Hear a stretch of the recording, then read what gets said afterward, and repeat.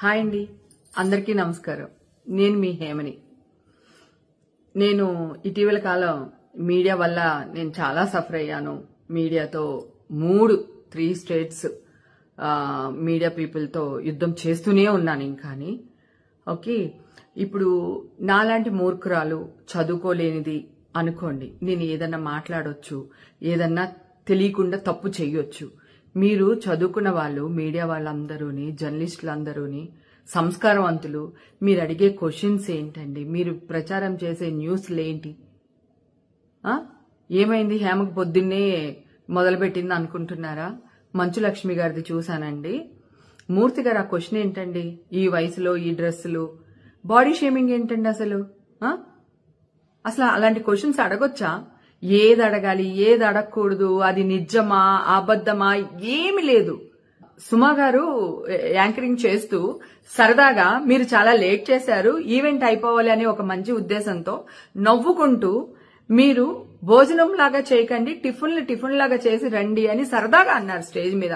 దానికి ఒక జర్నలిస్ట్ గారు సీరియస్ అయిపోయి, సుమా గారు మీరు ఈ మాట అన్నారు, మీరు ఈ మాట వెనక్కి తీసుకోండి అంటే, సరే సార్ మీరు భోజనంలా చేశారులేండి, టిఫిన్ లానే చేశారులేండి, ఏదో సరదాగా అంది ఆవిడ. అంటే ఇవే తగ్గించుకుంటే మంచిది అంటున్నారు. మరి మీరెందుకు తగ్గించుకోరు సార్? మీ నోటికి ఏదొస్తే అది అడుగుతూ ఉంటారా? నిజాల అబద్ధాలు తెలుసుకోకుండా న్యూస్లు ప్రచారం చేస్తూనే ఉంటారా? ఇది ఎంతవరకు న్యాయం? ప్రేమ, నువ్వు కూడా ఒక లేడీవి. ఇలాంటి వాళ్ళు మాట్లాడినప్పుడు, అది మీ అసోసియేషన్ లో నువ్వు ప్రెసిడెంట్ గా ఉన్నావు, ఆయన కూడా ఒక బాధ్యత గల పదవిలో ఉన్నారు మూర్తి గారు.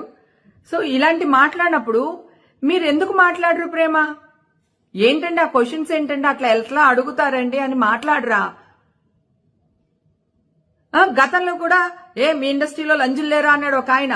దానికి మంచు లక్ష్మి గారు, నేను, ఇంకొక ఆర్టిస్టులు అందరం కలిపి అలా ఎలా మాట్లాడతారని మా హీరోలు మేము అందరం వచ్చి మాట్లాడితే, ఆ రోజు మా మీద కేసులు పెట్టారు. రివర్స్ లో మమ్మల్ని కోర్టుకు పిలిచారు.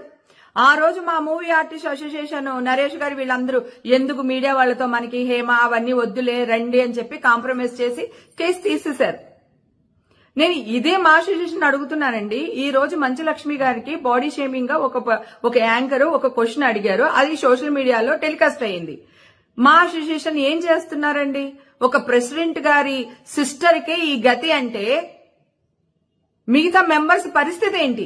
ఇన్ని రోజులు మీరు ఎందుకు ఊరుకుంటున్నారు? ఆవిడ ఆల్రెడీ ఛాంబర్ కి లెటర్ ఇచ్చారు. ఛాంబర్ వాళ్ళేమో మీకు పంపించాము, వాళ్ళ అసోసియేషన్ కి పంపించాము, జర్నలిస్ట్ అసోసియేషన్ కి పంపించాము, వీళ్ళకి పంపించామని మాట్లాడుతున్నారు. మీరు ఎందుకు ఇంతవరకు రియాక్ట్ అవ్వలేదు? మరి ఆ రోజు సోషల్ మీడియాలో నా గురించి న్యూస్ వచ్చినప్పుడు ఇమ్మీడియట్ గా స్పందించేసరే, అది నిజమా అబద్ధమా కూడా తెలుసుకోకుండా. విష్ణుబాబు ఏం చేస్తున్నావు మీరు? ఇవాళ మీ సిస్టర్కి అయింది, రేపు ఇంకొకరికి అవుతుంది. మా నాళ్ళ గురించి ఎవరెవరినో ఎందుకు పంచైన వాళ్ళందరినీ తీసుకుని వచ్చి ఛానల్లో కూర్చోపెట్టి, ఈ వీడెలాగా ఆడేలాగా, వాడది వీడది, ఆడి డైరెక్టర్ ఉండడు, ఆ అమ్మాయి క్యారెక్టర్ ఆర్టిస్ట్ అయి ఉండదు, ఏదో ఒక ఆరా సినిమా చేస్తే కూడా సినిమా వాళ్ళు ఇలాగా, సినిమా వాళ్ళు అలాగని న్యూస్లు వేస్తూ ఉంటారు. ఇప్పుడు మీ సిస్టర్కే ఇది జరిగింది. బాబు, మా అసోసియేషన్ లో మీరు ప్రెసిడెంట్ గా ఉన్నారు, మీరెందుకు ఇంకా రియాక్ట్ అవ్వట్లేదు? మా అసోసియేషన్ ఉన్నది మా లాంటి ఆర్టిస్టులను కాపాడుకోవడానికే కదా. మీరు తీసేటప్పుడేమో టిక్మని తీసేశారు నన్ను.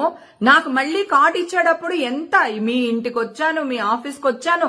నా అదృష్టం మీరు నాకు బాగా క్లోజ్ కావడం వల్ల, నేను మీకు దగ్గర అవడం వల్ల నేను రాగలిగాను. నాకంటే చిన్న ఆర్టిస్టులు ఉంటారు, వాళ్ళు మీ దాకా చేరలేరు. అప్పుడు ఏంటి పరిస్థితి? ఎవరు పడితే వాళ్ళది, ఏది పడితే అది అనేయడమేనా?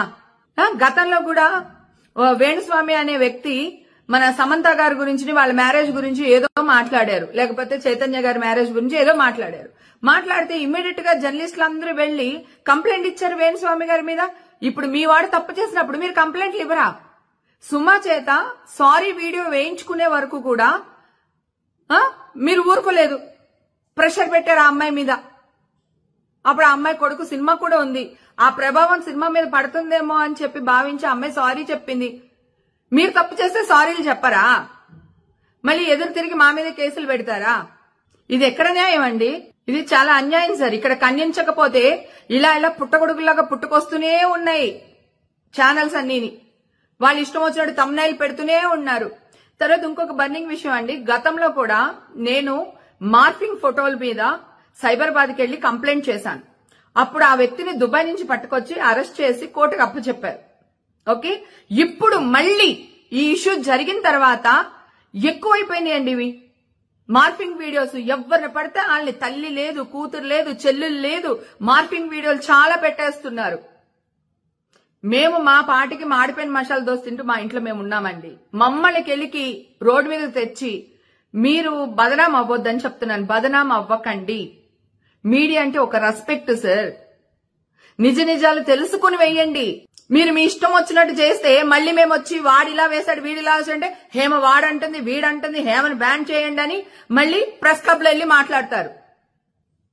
లేకపోతే ఇంకో ఆర్టిస్ట్ ఇలా ఉందని ప్రెస్ క్లబ్ లో మాట్లాడతారు.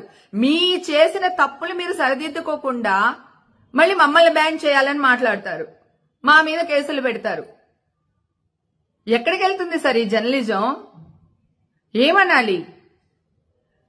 ప్రేమ ఇప్పుడు కూడా మీరు రియాక్ట్ అవ్వకపోతే, స్వప్న, ప్రేమ, ఇంకా చాలా మంది లేడీ యాంకర్స్ అందరూ ఉన్నారు, ప్లీజ్ ఇప్పటికైనా రియాక్ట్ అవ్వండి. నా ఆవేదన అర్థం చేసుకోండి. ఒక ఆడపిల్ల ఇంతవరకు సరే ఆ అమ్మాయి అలా అడిగింది, ఈయన క్వశ్చన్ చేశారు, అది ఎందుకు టెలికాస్ట్ చేశారు? అసలు ఎలా టెలికాస్ట్ చేస్తారు? ఆ అమ్మాయి వద్దండి మాట్లాడకండి అని చెప్పినప్పుడు మీరు అది ఎలా టెలికాస్ట్ చేశారు? లోకు అయిపోయామా? సినిమా వాళ్ళు ఎందుకండి అంత లోకు మీకు? విష్ణుబాబు ప్లీజ్ దయచేసి మీరు రియాక్ట్ అవ్వాలని కోరుకుంటున్నాను. అలాగే ఛాంబర్ వాళ్ళు కూడా వాళ్ళకి లెటర్ పంపించేసాం, వీళ్ళకి లెటర్ పంపించేసాం అని చెప్పేసి చేతులు దులుపుకోకుండా ఇప్పుడైనా న్యాయం జరిగేటట్టు చూడండి సార్ ప్లీజ్.